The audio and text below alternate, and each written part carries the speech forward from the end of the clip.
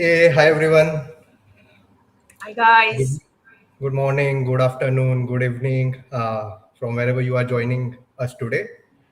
We have with us Karishma Bansal, one of the experts who needs again no introduction. But today she's going to help us with one of the most controversial topics of GMAT, non-math based DI questions. At least to me, it felt like it's kind of the gray area where everything seems right lot many times, and then we are just confused between what to pick, what works, and yeah, any insights, any ideas, discussions around how to tackle those things when we are sitting in the middle of the test trying to manage test anxiety, plus then going through those kind of difficult questions like what should be the idea, thought process. Happy enough to hear those out, and yeah, everyone who is joining us, feel free to post your questions. We'll try to answer as many as we could. It's kind of a difficult concept, difficult segment which we are covering today, so we'll love to answer as many as we could. And with that, over to you, Karisma. Yeah, thank you, Harsh. Good to be back over here. And hi, everyone.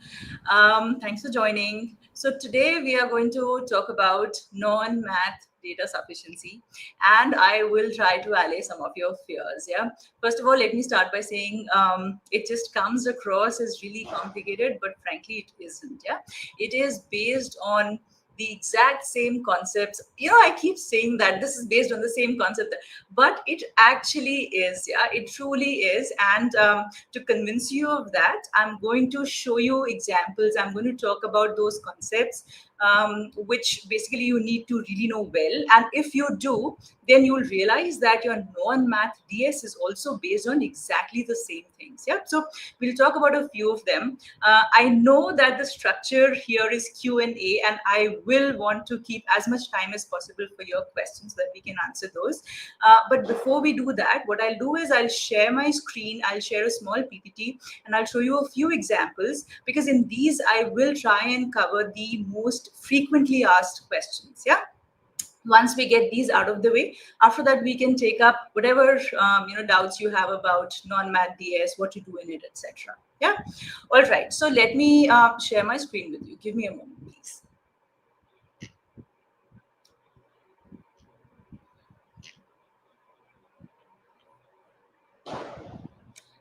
Okay. So all right. So we will talk about the topics that are tested in non-math DI, and I'll show you some examples along with it. Yeah. So first of all, we'll talk about the CR concepts that are tested. So argument, inference, assumption, strength, and weaken, cause, effect, correlation. The moment I speak out this list, I'm sure you understand each and every one of them, right? You know what an argument is, you know premises, you know opposing viewpoints, you know what a conclusion is, you know how to break the argument. Now, you could have questions in non-math DI type, where they have given you, let's say, an argument, they're looking for an inference. Then the TPA question, for example, where they've given you an argument, they're looking for an inference, and then for that inference, what is the assumption, or to strengthen the inference or to weaken the inference, etc. Yeah. So those kind of questions, again, they could test your understanding of cause effect, your understanding of how cause is different from correlation, etc. Yeah. So basically the things that you learn for critical reasoning, basically the things that you focus on in detail, it is, in some questions, it is exactly the same thing. Yeah. So let me just share one question. So these questions are going to be all links from GMAT Club. Yeah, these are all official questions, so I'll just quickly share them. Look, we're not going to focus on solving questions in this session because we don't have that much time, but we will focus on the general strategies that you can use for all such questions. Yeah. All right, just give me a moment. Yeah. So, for example, this question, is there a causal relationship between smoking and lung cancer? So, this is what they're asking, and these are the two statements that they have given. This is a data sufficiency, non-math data sufficiency kind of a question. Yeah. So, let's say, and you have to think about it, that okay, this is the data that is given to me. Statement one. So research consistently shows a strong correlation between smoking and lung cancer. So now every word is important, just like we say in CR also, every word is important, right? So here I have been given a strong correlation. they are asking me, is there a causal relation, right? So I know this statement is not sufficient alone. Look at this one. Some medical researchers support a proposed mechanism by which smoking could cause lung cancer. Here it is saying some researchers support a mechanism. You understand? This is not saying that there is a causal. It is just saying some people have this particular opinion. I know in CR, I say I cannot establish my conclusion based on this, right? I'm very, very clear about that. It's exactly the same thing. If this is what I know, then I know that I can't say there's a causal relationship, right? Even if I use both together, it doesn't help me. So my answer over here is going to be E. So exactly what we do in CR, the same concepts used over here. Let's quickly take another question. So this says, can financial budgeting help individuals avoid debt? Now, again, every word is important. Can so and so help individuals avoid? It is not saying will it help individuals, or no, will it allow individuals to avoid debt or something, right? It's not, it's just saying help individuals. Yeah. So even if financial budgeting has a small part to play in helping individuals avoid debt, I would say that's enough. Yeah.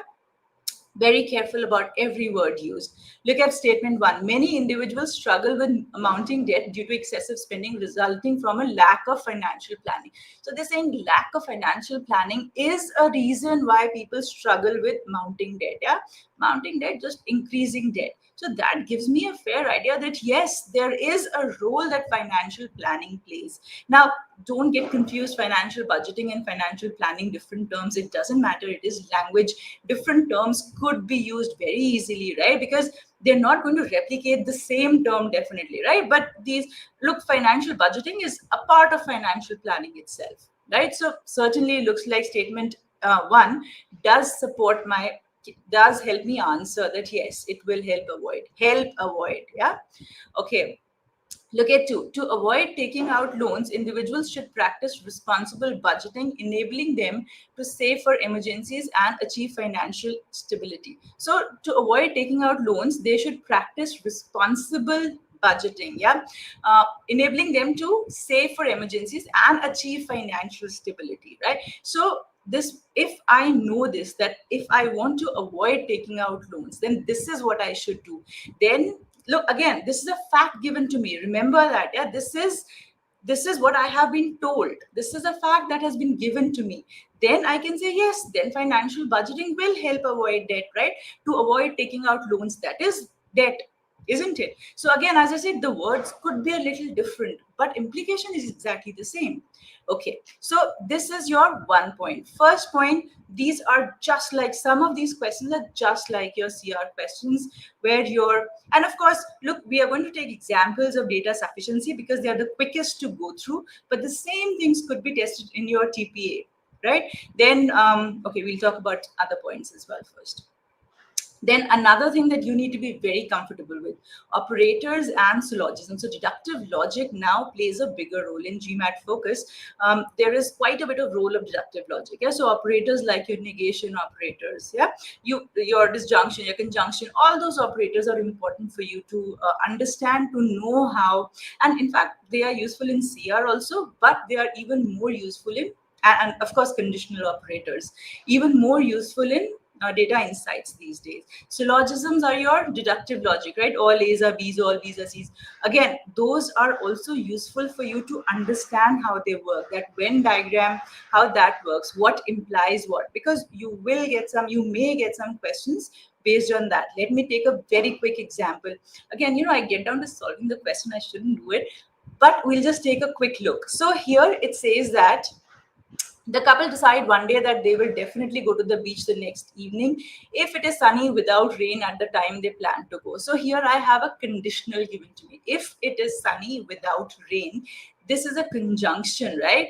It is sunny and it is not raining. If both the things are there, then the couple are going to go to the beach. So I have to understand there is this if statement given to me, yeah, and that they will definitely not go if such is not the case. So what is the negation of this, that it is sunny and it is not raining? If it is not sunny, that is also a negation. If it is raining, that is also a negation. If it is both the things, of course, that is also a negation, right? If it is not sunny also and raining also, then also, of course, All of those are negation. I need to understand that, right? Here, though, in this question, it doesn't really matter that much. So the next morning, the hour by hour weather forecast says that in the evening, it will be sunny without rain. Will the couple go to? So this is a forecast, but very clearly, they will definitely go to the beach if it is sunny without raining at the time they plan to go. So let's say if they plan to go at 5 o'clock, I have to visualize what is happening. Yeah, if they plan to go at 5 o'clock, if at that time it is sunny and not raining, then they'll go. Yeah, otherwise they will not go, very clearly. So statement 1 says it is raining on the morning and in the afternoon of the day. This is irrelevant because we know that they're talking about the evening. Yeah. Okay, look at 2. The couple always believe that the weather forecast is likely to be accurate. Again, this is something that confuses people. Why? I have been given that at the time when they plan to go, yeah, these things should be true at that time. What the couple believe will happen is absolutely irrelevant because that doesn't change what is actually going to happen. They can believe that the forecast will be accurate. Who cares? Is the forecast going to actually be accurate? That only 5 o'clock will tell at the time that they plan to go. Right? So that is why, of course, your answer over here is going to be E. Neither is going to be sufficient. Yeah. The understanding of your conditionals, of your operators, of the other operators as well, of syllogisms, that is going to help you solve a lot of these questions. Yeah. All CR related topics, all things that you are anyway covering in critical reasoning. Then look at this one, quantifiers, certainty, possibility, probability. If you've done some non-math DI questions, you know that these get tested really often. Yeah. Quickly again, let's take this question. It says, what kind of behavior is usually displayed by conflicting factors? In conflicts, some factions resort to blah blah. Some that I have been asked usually. So I am looking at a probability which is more than 50% for sure. Yeah. Mostly, usually. So then some factions, irrelevant. That doesn't give me what people usually do, what kind of behavior they usually display. Now, to promote peaceful resolutions, factions should engage in open communication. So we know what they should do to promote peaceful resolutions. Our question is, what kind of behavior do they usually display? Doesn't give me. Answer again, E. Right? My understand again, each word is important, and my understanding of these basic things, your quantifiers, what means what, very, very important. Yeah.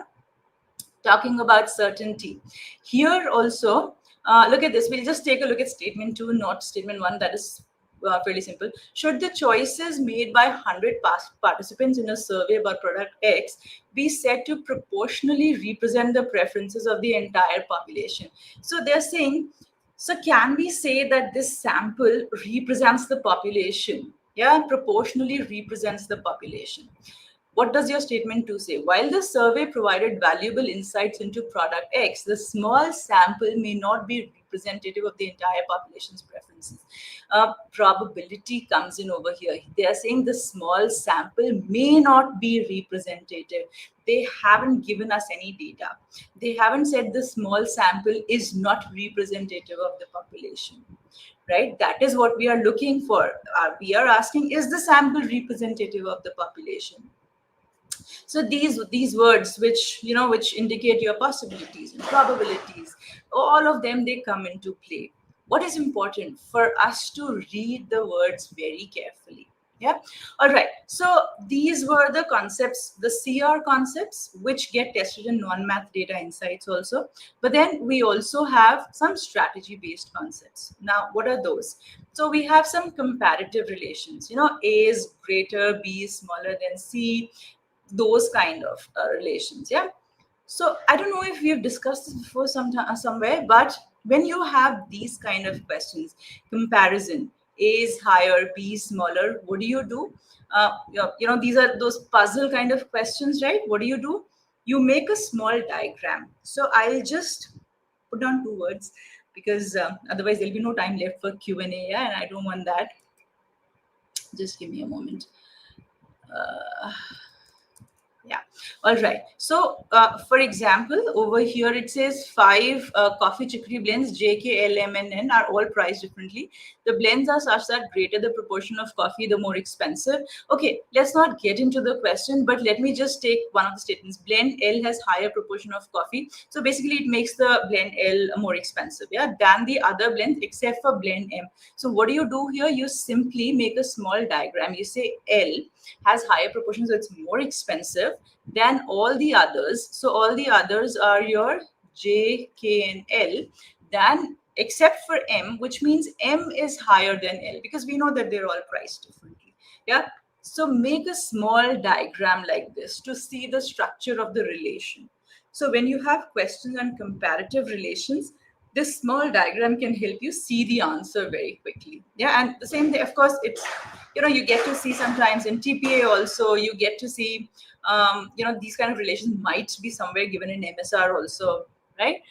So the same strategy goes for everything. As I said, I'm taking examples, I'm showing you DS because they are like the easiest to, understand what is going on, right? Okay. Eligibility criteria. I'm sure you've seen some questions of eligibility criteria. Again, something that gets tested and something that you have to be comfortable about. When we talk about eligibility, these are the necessary conditions. Yeah. So let's say they have given us three. Now, again, there are certain rules that you should understand. In case you don't, that is when you feel that, okay, the question is not making sense, the answer is not making sense. Like, for example, in case there are three necessary conditions given to you, three eligibility criteria given to you. So understand, there is this possibility of data not being sufficient, right? DS or in other types of questions also where that cannot be determined, for example, is one of the column headings, so you can choose that. So in case, let's say, three eligibility criteria are given to you and you have information that two of them are satisfied for something, yeah, the third one, no information is there. Will you say that this person is eligible? No, that is not sufficient. You do not have information on all three. On the other hand, there are three eligibility criteria. One, is not satisfied. You have enough information to say that the person is not eligible. Now, you have three criteria. All three are satisfied. You have enough information to say that the person is eligible, but will the person be selected? That you can't say because these are just the eligibility criteria. You understand, right? So these things you need to be very comfortable with. And once you understand these, once you realize that there is this sufficiency aspect as well, yeah, then the questions are not hard and they make complete logical sense. Yeah, don't worry about it at all.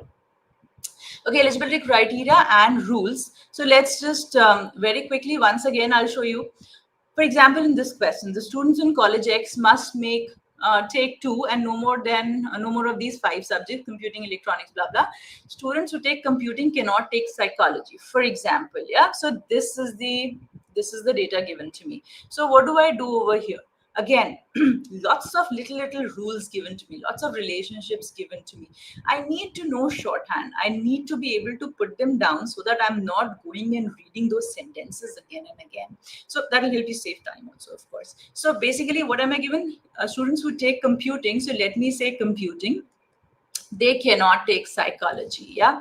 Then students who take electronics, they cannot take archi. Yeah. So essentially, put it down when you have these rules given to you. Or for example, A and B have to come together. I know that I'll just make a group, right?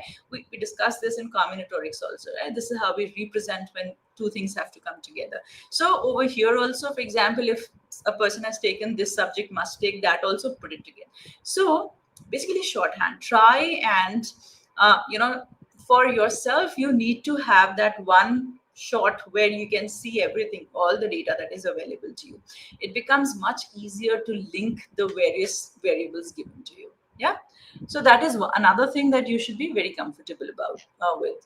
Then you also have logic and reasoning puzzles. Now, those of you who are interested in puzzles and who have enjoyed solving puzzles, there will be some questions that you'll really enjoy. Like if you remember, those questions where you pour water from one to the other, those standard puzzles, then an ant crawls from one edge to the other, or a lot of them, those the denomination, the currency ones, where you must take coins of one, the exponents of two, for example, right? These are your standard puzzles. So in case you haven't really solved puzzles, in case you've not invested yourself in those before, now is the time to do that, because it'll help you think. Yeah. So for example, let's take another example of a question, which is a puzzle kind of a question. So look at this. In any 24-hour period, a certain faulty clock gains anywhere from 1 second to a maximum of 3 minutes. So in a 24-hour period, the clock did not stop or lose time. So it gains from 1 second to 3 minutes. Okay, since noon the day before yesterday, so the clock did not stop or lose time from 2 days ago. And at exactly noon today, so they're talking about two 24-hour periods, right? Did the clock show the correct time to an accuracy of 5 minutes? So now, if I think about it, they're talking about two complete periods. I know that the time could vary from 1 second to 3 minutes in each period, right? So maximum it could vary by 6 minutes. All right. So I don't know. Let's look at these statements. It says the clock was set to the correct time the day before yesterday at exactly noon. So they're saying 2 days ago it was set at the right time. All right. But I still don't know, because the accuracy could vary. It could be just like 2 seconds ahead, or it could be 6 minutes ahead, right? All right. Then second one says at exactly noon yesterday, the clock was set back by 1 minute. Now, this means that in case the clock went ahead by 6 minutes, it was pulled back by 1 minute. So that means maximum it could have been ahead by 5 minutes, right? Or minimum it could have been ahead by 2 seconds, but it was pulled back by 1 minute. So that is also within my 5-minute window, right? So it has nothing, even though it is based on clocks, the question has nothing to really to do with clocks, right? It is just a logical puzzle that we have over here. Yeah. It'll be a good idea, in case you don't solve puzzles, it'll be a good idea to get one of those logic puzzles books, and you'll enjoy it also. In fact, I have quite a few on my blog also. You can check out a lot of those common puzzles are over there also, so go ahead and check those out as well. Yeah. All right. Then there are these small topics which sometimes will appear like calendars. So you should know, of course, we know that a week has 7 days. But for example, then from, if let's say I have been given what was the day on 5th of January, I should be able to calculate the day on 28th of February, or I should know that concept of leap year. So those things I should be fairly comfortable with. Yeah, beforehand only, because even though they're not tricky, but then suddenly if you get that question in the exam, it will take you some time to think through. So you should be comfortable with those. Then directions, this goes north, then south, then east, then west, etc. Those things, clocks also. So basic understanding of these small concepts which sometimes get tested. Okay, so these were some of the frequently tested concepts. Now, since I'm giving examples of questions, and let me just check on the time, be good. Okay, great. Now, let me just talk about what upsets a lot of learners. Yeah, those are those unreasonable questions. Now, this is again one of the FAQs, and people just dislike. There are some questions which they say that this is not fair, right?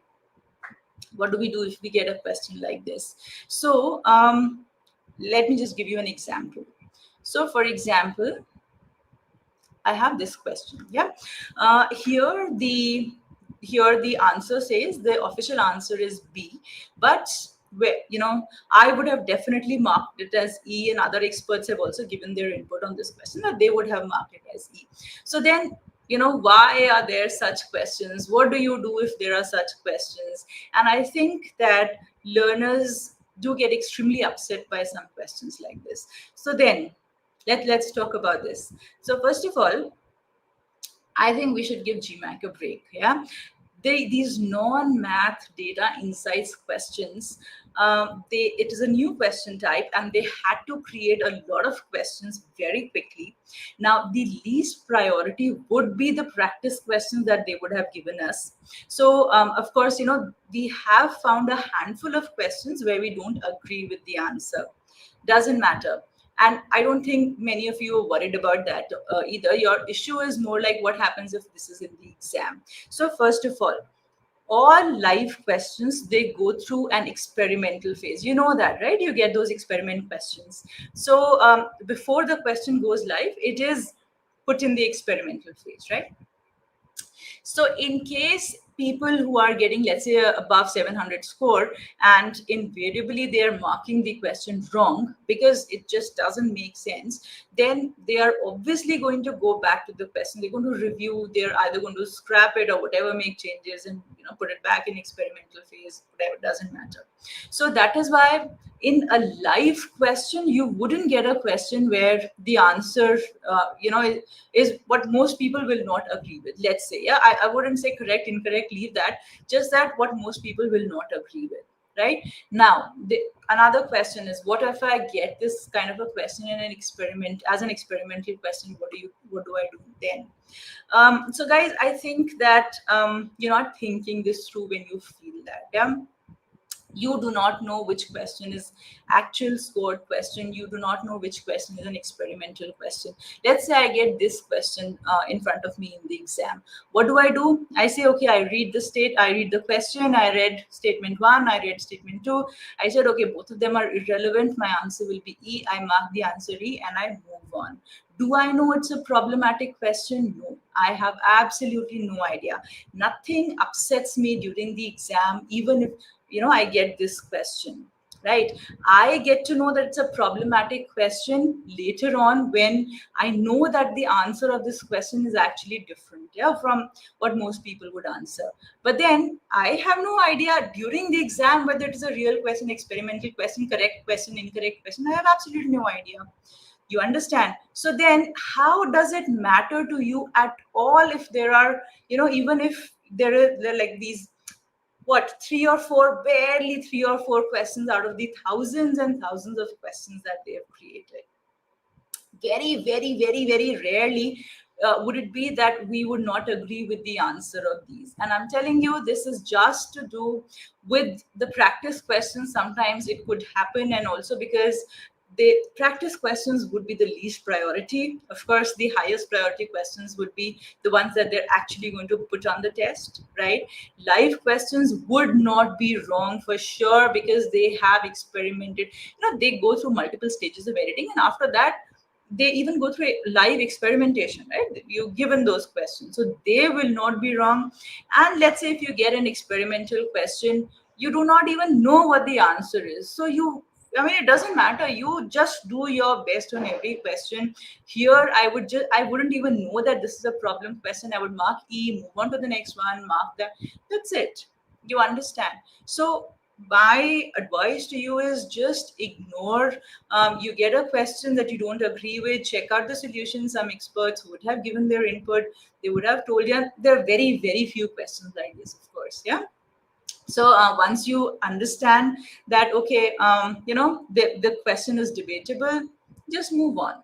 Don't try to take away anything from a debatable question, because when 99.9999% of the questions are saying something else, just because there is this one questionable question, just don't worry about it. Don't waste your time on it. Just move on. Yeah. All right. So I'm almost done. Just a quick so yeah, build your basics first of all, right? The things that we talked about. Read each word carefully, extremely important in non-math DI. Then make up your own shorthand and symbol language. This you'll require for a lot of these non-math kind of questions. Then learn to use matrices, tree diagrams, etc. Where, so let's say when relationships are given to you, so put them down one under the other, make a tree diagram. Or for example, 2 or 3 variables are given, when if you have, let's say, boy and girl, standard 4, standard 5, those kind of, so make matrices. Yeah. And ignore the unreasonable questions. Do not waste your time on those, and there are very few of those, of course. And very importantly, do puzzles regularly. Yeah, get that book, try out a few, let's say every day, every other day. They are fun also, and they'll expand your thinking process. They'll expand your analytical reasoning. You'll think of the various scenarios that are possible, and that will open up your mind to a lot of other questions as well. Yeah. All right. So that is it that I had in my PPT. Yeah.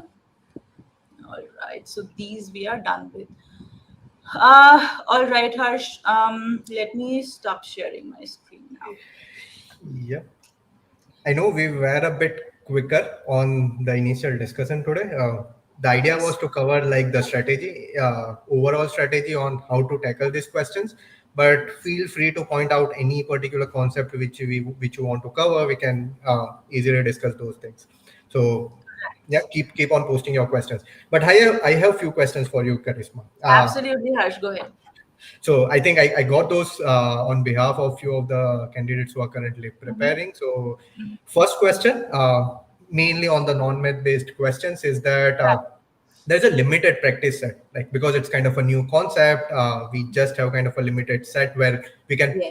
practice official questions, but they don't give us like all flavor of what we actually see in the real test. So what Yes. would be your advice around how we structure our prep or prepare ourselves before going into the test? How do we prepare our mindset? That is the limited set fine enough, or do you recommend any particular other exercises which we can do to prepare ourselves better? Right. Yeah. Also, Harsh, that's a great question. Yes, we do not have too many practice questions for sure. And I think that's especially bad for the people who learn by doing more questions rather than by going through theory. There are basically two kinds of people, right? The ones who like to first understand the concept, go through the theory, and then do practice questions. There are others who like to do practice questions and then if make the jigsaw, put the pieces of the jigsaw puzzle on their own, and then that big picture gets created, right? So yes, definitely, as I said, it's a new question type, so we do not have those thousands and thousands of questions that we have for other topics. But as I discussed in my PPT, the topics that are getting tested are exactly the same. So if I am comfortable with critical reasoning, for example, if I know, you know if I have this particular data given to me, what can I infer from this? If I know what my quantifiers signify, if I know mostly means more than 50%, usually means, if I know may means, okay, it's a probability. May is also equal to may not, right? So if these concepts are clear to me, then there isn't a whole lot extra that I need to do for non-math. Yeah. Yes, those puzzles that I talked about, it's a great idea to be very comfortable with those. If people do want to practice, I think they should get those logical puzzle kind of books, etc. And I think online also a lot of those things are available, so they should practice that. Then we used to call these logical reasoning and analytical reasoning kind of questions that do appear in other exams as well. Yeah. So again, like for example, those comparison questions, this is higher than that, that is low. So it doesn't matter, even if it is not a GMAT question, just do it as a fun exercise, just do it as puzzles. That's it. Then automatically people will get comfortable with those kind of questions. So in case they want to do something very specifically for non-math DS, other than the basics that they need to go through, they can do these things. Yeah, they can practice puzzles essentially and logical reasoning questions from books or online, whatever. And I think that is more than sufficient. You really do not look anyway to to learners. I'm like, I don't believe in doing 1,000 questions of every topic. I feel 50 questions where you've understood the concept and you're applying your thinking. I would say that's also good enough. After that, do Fair enough. section tests, full length tests, etc. Yeah. So any specific book? I think we have a follow-up question here, like any Uh, specific book which you yeah, recommend, or even like so LSAT or questions. Yeah. if you put if you in Google, if you put logical puzzles or something, you will get a list of a lot of Right. books over there. So go ahead, take any general, any book will work, general books. Again, don't expect that you will get those questions in GMAT. The point is to think, to make yourself think of the various possibilities, yeah, the various strategies, etc. So that is why it doesn't really matter which book you're using. It's just about more exposure to yourself, understanding how puzzles work.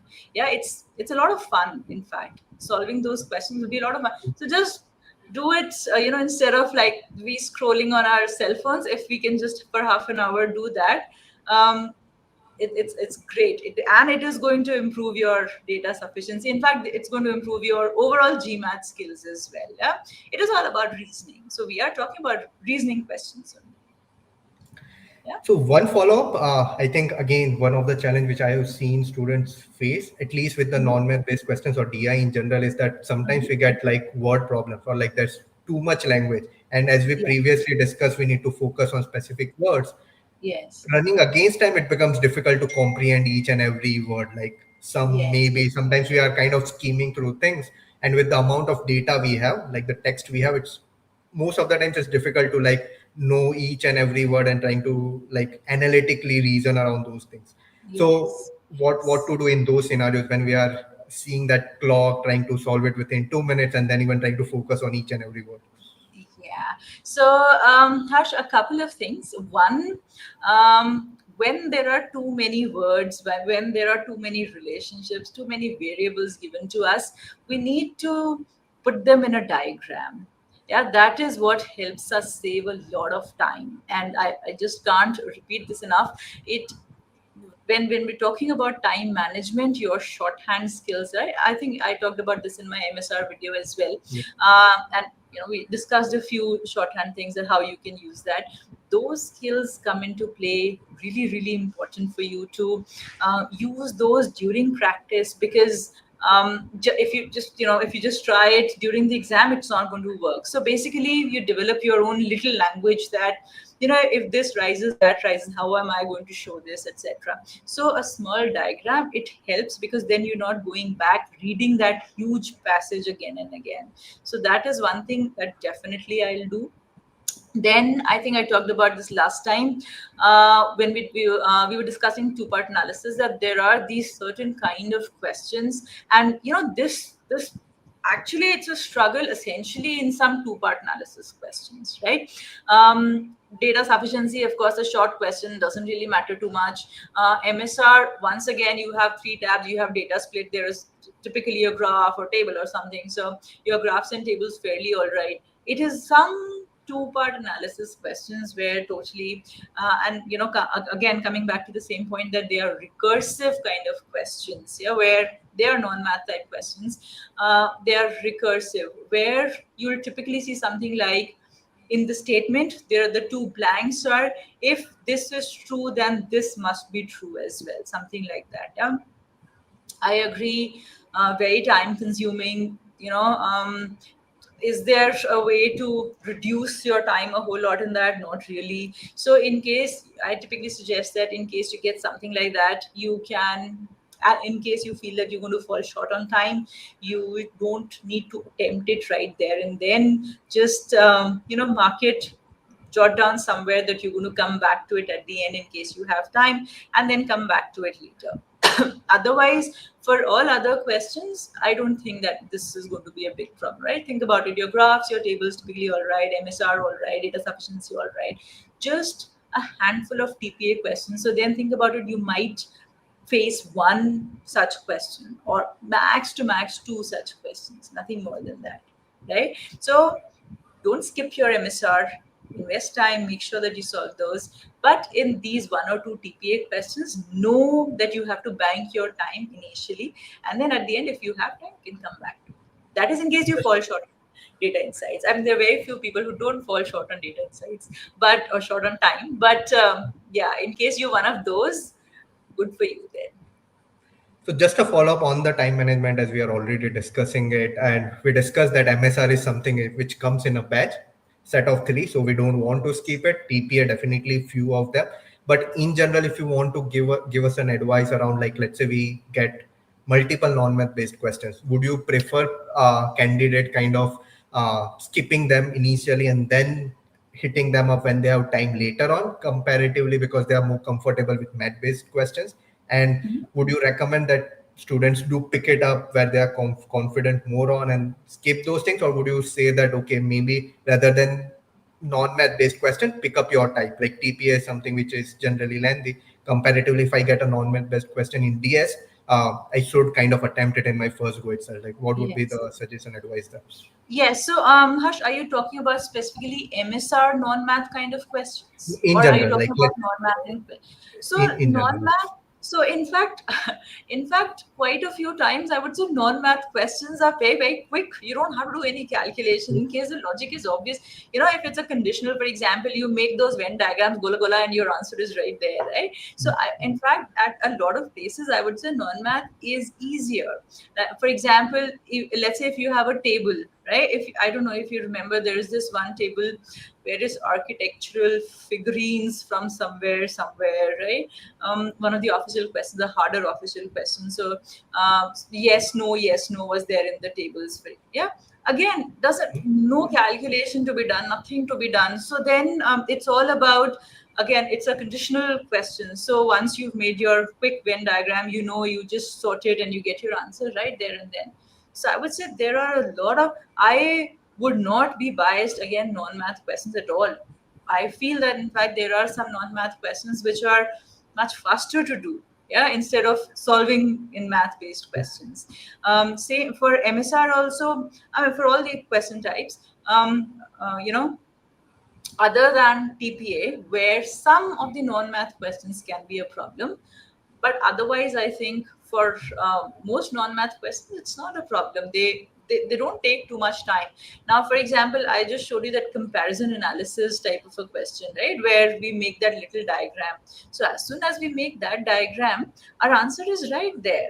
Yeah, so I was discussing with one of the learners today, and there were these 5 6 different things. There was relation given and he was feeling extremely confused. So what did we do? We just made a small sets diagram for that. Of course, it was a non-math question, but for example, in critical reasoning also there are questions where making a small Venn diagram, you make the universal set, you split it into, the moment you do that, your answer is like right there available to you. Yeah, so definitely don't be biased against the poor non-math questions. They you know, they're fairly, I like them and they're fairly nice. Just a few of those, you know, TPA questions have them getting this bad rep, but otherwise, of course, you shouldn't skip them at all. And you don't know how many of those you're going to get. How many? I mean, how can you keep skipping them, right? I can skip like one or two, though I can't skip more than that. True, true, true, true.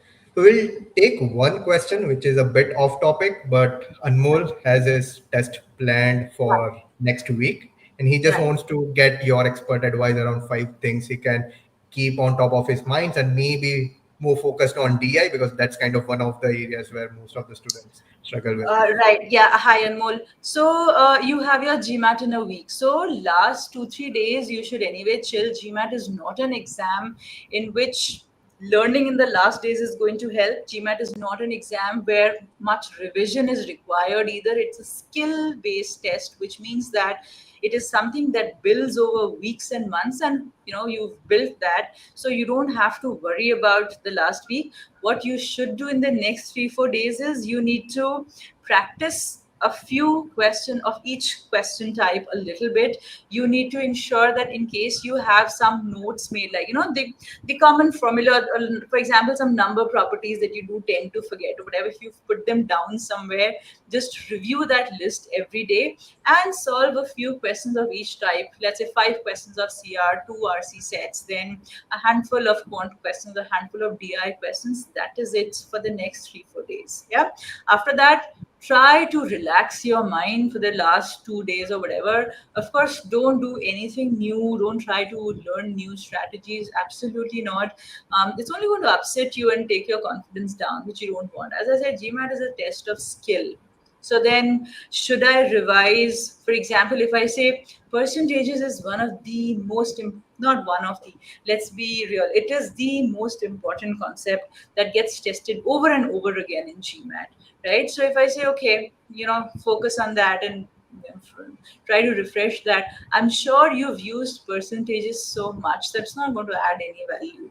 Instead, just try a handful of questions, quant questions, and that's it. Don't worry. The difficult time is over now. You've already put in the effort, you've already done the prep. Yeah, now just practice a few questions and just try to relax in the last 2 3 days. Definitely. My 2 cents would be to decouple yourself from all this GMAT prep. Might help you more comparatively rather than doubling down. Because yeah, I think it, Yes, yes, I totally agree with you, Harsh. Absolutely, yes. cool, cool, cool. Yeah. So we have one more question around conditional reasoning. Do you recommend? Okay, sorry.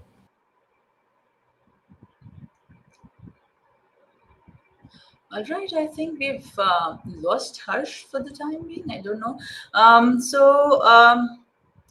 Let me just talk about conditional reasoning. I think he'll join back. So while we wait for him, what if you are facing problems in conditional reasoning in if and then statements, yeah, Harsh. So I Sorry. started talking about conditional reasoning, but you let me know Yeah. your exact question, then Yeah. perhaps I'll take that track. Yeah. So we have it on the screen for everyone. Ah, It's more around like should we practice conditional reasoning or if I add like necessary and sufficient conditions from LSAT book because it has kind of a good flavor around it, but then it requires good amount of time investment. So do you think it's an overkill or how much time should candidates generally spend practicing those concepts? right. So yeah, LSAT book is a bit of an overkill. Yeah. So stick with the GMAT specific content, and GMAT contents also that we talk about conditional statements, we talk about syllogisms, and we talk about all the operators because they are tested in GMAT. Yeah. Look, people who have taken LSAT before, they do extremely well in the CR section of GMAT, of course, because they understand the basics very, very well. But in case you invest your time in LSAT, though you're not planning to take LSAT, it is an overkill. So focus on GMAT content only, but yes, ensure that you understand conditionals very well and syllogisms and all the operators and all. It is it with time it has, like, if we talk about the classic GMAT things, conditionals were relevant at that time, but then the other things not so much. But here, because of the data insights section specifically, these other things have also become quite important. But yes, stick to GMAT content. LSAT, it'll take too much time. And yes, the two things do have different flavor. So why to invest your time practicing too much of LSAT? GMAT content will give you all that you need. Cool. So one more question from my end. Generally, when we practice quant, we have like different approaches which we go through while we are practicing. So if something doesn't work during test, we know okay, we can switch to a different approach, try to answer it from a different angle. But with non-math based DS questions, already we are having limited practice. We know maybe one approach which we might have come across while practicing, and let's say we get stuck to that approach while we are solving it within the test. What should be the scenario or what would be our next step at that point in time? Like because we don't know like what the next step should be. Should we over invest or should we focus more on the time? That okay, we have already spent 2 minutes. We need to like just agree that currently we can't do it. We just need to move on and then come back later. Right. So, Harsh, in non-math, we don't really have multiple approaches, right? We have that approach where, let's say, we make a diagram and we figure out what the answer is. But that, other than that, it's pretty much that you're going to read and you're going to try and reason out and all. It's not that I can use algebra or weighted averages or 10 other. It doesn't really have that flexibility. So that is why, yes, as I said, but it's fairly okay if you are good with the concepts of the topics that they are testing. You wouldn't really have a problem. Let's say I'm stuck on a conditionals question. If I know how to handle conditionals, it's typically quite straightforward. Yeah, it's not a problem really. Just believe that they have given you a question that you can solve in 2 minutes. Our bigger worry, the reason why we are unable to do it is because of anxiety, because we are unable to focus, we are unable to put our thoughts together that okay, how is this related to it? We're all over the place. It's not that the question is hard, it is because of our anxiety that we end up spending too much time. So once I believe in my heart that the questions that they have created, let's say if they have this DS question, most likely it will be done within a minute and a half for sure. Yeah, I have some table question. All I need is like 2 minutes max, 2.5 minutes, nothing more than that. If I'm unable to get it, that means that I'm missing something. Yeah. Now, would I just, keep working at it even after 2.5 minutes? Of course not. I shouldn't be doing that for any question, not math, not non-math type. I I have to give my best to every question, in case I'm committing to it. But that means 2.5 minutes, okay, maximum 3 minutes. MSR, of course, the set takes a little longer, but that is it. Yeah. After that, I have to move on, because guys, if I am unable to solve the question in, let's say, 2 to 3 minutes, it means it's a hard question for my ability level, right? Let's say I invest 5 minutes in that. What happens is that there is another question which was easily within my ability level and I missed it because I did not have the time. There was an easier or a medium question or whatever, right? That is going to, be a huge bummer to my score. That is going to pull my score down. But in case I have invested my 2 to 3 minutes in that question, I realize it's a little hard for me. I really can't go ahead now. I can't invest any more time in it. I may get it wrong. I do my best in it. I may get it wrong. My penalty is going to be lower. It's going to be much lower. As long as I'm hitting all the questions which are within my ability level, I'll not have a massive penalty on my score. Right. So do think ahead of that. And we say that, okay, you won the battle but lost the war. So it'll be something like that, right? And we can't afford that, because that battle means nothing. We not remember that question the moment the test is over, but our score would stay with us for like the rest of our lives, isn't it? Right? So do keep that in mind. You have to move on after 2.5 3 minutes for sure. Yeah, I think this is super important. I think whenever you are attempting the test, focus on the score which you are aiming for rather than the question which you are having on your screen. Getting it right might Yes. prove you are intelligent, but at the end, Yeah. your score might not reflect your correct ability. So most of the time, Absolutely. it's kind of like, yeah, you want to kind of wrap up as many questions as you could with the best of your ability. So Yeah, correct. so one thing that I keep reminding my learners is that the GMAT is a test which is for an MBA, right? For management. So what they're testing is how well you manage things. Right? They are not testing how smart you are, how technically, good you are, how perfect you are, how what they are testing is, are you management material, which means that in limited amount of time, what can you do? So how can you use your limited resources, which is your limited time and your stamina, to get the maximum out of that particular test, right? That is what they are testing. So we have this, that perfectionist attitude. Oh, I'm so good and I should get every question right. That is not the right attitude to have in GMAT, right? That doesn't help in GMAT, isn't it, Harsh? Correct, What does correct. your Totally. experience say? I definitely agree with it. I think you should just give as much time as you can, like max two Right. minutes or 3 4 minutes. But at the same point in time, you need to be on top of your game. If you are extending your time, you need to know you can cover it up somewhere else. But if you think that okay, you are going to spend that amount of time for every question which is going to come up, better to be smart at the front rather than kind of worry at the end. Yes, yes. Better to be smart. Yes, Yeah, yeah, yeah. absolutely. Yeah. So I think Okay. just to follow up on the same thing, like how do we identify this kind of questions? Like most of the Right. times, I think we want to get everything what we know right, correct? As soon as we are sitting in front of the screen, like we just want to get all those 64 questions right, irrespective of like our ability. And sometimes I think it comes on our human ego. I say sometimes rather than like Yeah. it's kind of like we have practiced, we have invested so much time, so we want to get things right. So how do we identify it quickly? The When it time comes to sync questions. Yeah. questions. Yeah. And So I think a question is around even like, let's say it's not a verbal DI, but it's a math-based DI question. So how do we right. kind of identify any question when you ask it? Right. So, Rohan, first of all, typically your time sync questions that we talk about, these are going to be your TPA questions. Your graphs, tables, your data sufficiency, and your MSRs, they need to be done, right? MSRs can take a lot of time as well, but then we just can't afford to skip them. So when we say that, if you identify that you've got a time sync question, just skip it. We are typically talking about a certain kind of two-part analysis questions. Yeah, they could be verbal, they could be math-based. It doesn't matter.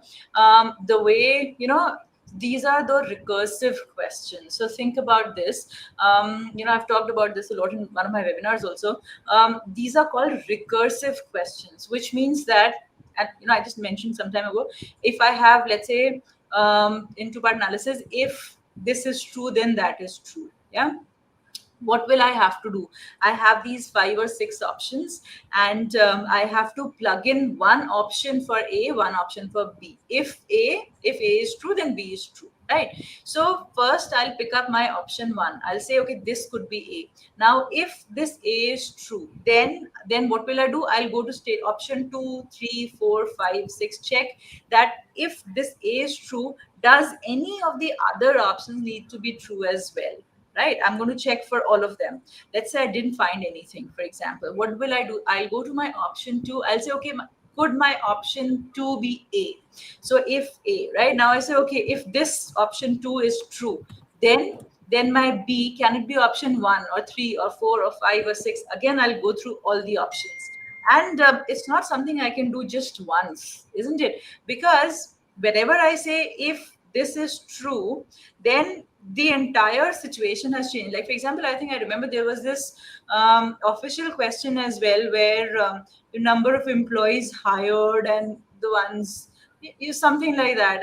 I don't know if you remember that. So in that, they said that if these many employees left the company in the year, these many employees were hired in the year. So the situation is changing with every option. Then let's say the second one also didn't work out for A. Then I'll go to my option 3. You see what I'm doing here? I'm going through it recursively again and again. For my A, if A then B, I'm going to try all the various 5, 6 options, and for each value of A, I'm going to try the rest of the options for B. Yeah, or even if the same options. So these questions are your typical time sink questions. For example, questions where, let's say, they have 5, 6 statements given, and if you are to switch them, yeah, if A and B, if I switch A and B, then I get the correct logic. So which two should I switch? Again, I have to see, okay, if I put A over here, then does any of the other options work? No, fine. I'll put option 2 over here and then see if any of the other options work. So when I'm doing that, going through the options repeatedly 20, 25 times because of this, these kind of questions are your time sink questions. They could be your math based questions also, they could be your non-math questions also. And that is the reason why I said that syllogisms you should be comfortable with, because if I know the kind of structure that works, then I don't have to go recursively through these options. Yeah. So remember, one, your typical time sinks are going to be two-part analysis. They could be either math or non-math type. And look, and once you start thinking in those terms, you'll automatically start identifying them. Any question in which you need to go recursively through the options again and again, then that means it is a time sink question. And it is best to not invest any time in it upfront. Yeah, don't invest 2 minutes then say, okay, it's a time sink, let me come back to it later, because you've already lost the time that was allocated to that question. So the moment you realize, like, I like to ask my learners to, that when you get a TPA question, do check out the question stem first, figure out, is it one of the time sinks? If not, then start working on it. Yeah. So because the moment you realize it's a time sink, within 10 to 15 seconds you should switch, move on to the next question, and write down somewhere that you've skipped this question completely. Don't just because you might want to bookmark other questions also, you wouldn't remember which question is it that I've not invested any time in. So write down somewhere and then come back to it, and then later on if you get time. If you don't get time, it doesn't matter, because the question is going to be hard. This kind of a question will not be easy, which means your penalty will be negligible and you don't have to worry about it. Yeah. So just a follow up on this, like TPA, MSR, what should we skip? When should we skip? And MSR you can't skip. Sorry. No, I know you don't want to hear that, but unfortunately you can't skip MSR. yeah, And yeah. so the only thing that you can do is force yourself to practice MSR and to get better on it. Yeah, force yourself to learn how to work on MSR, learn what to focus on while reading the tabs, learn what not to focus on. how just give it your how to give it your best when it's a non-negotiable. It's a non-negotiable, which means that you don't have a choice. You have to do it, right? So yeah, but and because there are three questions together, it's a huge penalty in case you get all three wrong. It's just not worth it. Yeah, TPA 1 or 2 TPA, okay, I'm fine with that. Yeah. Yeah. I think even though if you skip and if you plan to try kind of come back again, most of the times you won't have that much time because you would end up spending more time on the questions which you are left with, and then you will that miss kind that's of true. questions upfront and even miss out few questions at that, and I ending up with totally kind agree of with a you, Harsh, but I have to say it so that they do move ahead. So because if you know that you can come back to it in case you have the time, at least that opportunity window is open. They don't feel that it's lost fully, right? So that is I. But yeah, I agree with you. That is why I said that even if you get it wrong, the penalty is going to be nothing. So correct, just correct, yeah. move on. And until unless there's this handful of people who are like really, really good at DI. They do it day in and day out. So they're like really comfortable with data. Yeah, they don't need to skip anything. But Yeah, even my for advice would most, be that start including this in the practice sessions which you have. Like do three yes, MSRs back to back so that you are mentally prepared by the time you go into the test. That you are not surprised yes, that okay, how can I attempt six? Like most probably I need to skip the first one or the second one kind of thing. Be in the mindset, and if you have already practiced enough, I think it won't be that different. Like you would be in the mindset with attempting it kind of quite comfortably with the time you have. So I think that's another thing which you can yes. implement. Totally, totally. Whatever you wish to do during the actual exam, you have to practice it. Again, GMAT is a test of skill, right? So you Yep, have to build that skill beforehand. So correct. absolutely, I agree. During practice, whenever you're taking, section test, for example, yes, at least 2 MSRs should be in there. In case you're practicing a handful of DI questions, ensure that about 25% of the questions are MSR questions. Yeah. So I think the general advice here is practice as much as you can, so you have kind of limited less surprises when you show up for the test. Yes, yes, and Cool, do cool, cool. realize that MSR is a non-negotiable. So get working on it. Nothing doing. True, true, true, true. Cool. We are on time. Thanks, Karishma, for this valuable insights. I think we got to discuss a lot around different We strategies tried today. to make up for last session also, Harsh. Good. Yeah, that's why we took a few time management questions even today. So I think that this Yeah, was super helpful. welcome that. Yes, yes, definitely. Yep, It yep. was And great thanks speaking. everyone for joining. Stay tuned. We'll kind of try to tackle this kind of difficult, different concepts which we keep on hearing. We'll try to answer as best as we could. We'll have Karishma with us again in next Yes, couple of hopefully. weeks. Yeah, yeah, yeah. Yes. Cool, cool, cool. All right, Thank guys. you. All Okay. right. Bye. Yeah. Yeah. So guys, bye. Thank